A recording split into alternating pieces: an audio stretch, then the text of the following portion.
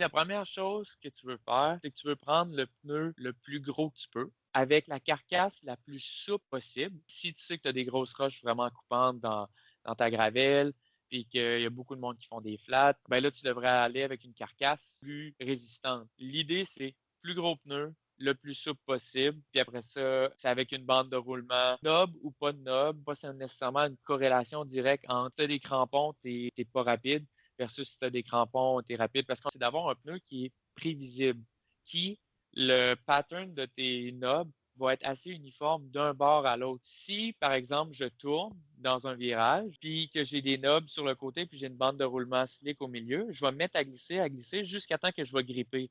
Mais souvent, quand tu commences à gripper, il est déjà trop tard. Tu peux déjà avoir wipe-out. Moi, grosso modo, là, si on veut résumer, le plus gros que tu peux, une carcasse qui est souple sans faire de flat. Puis après ça, un pneu qui a un tread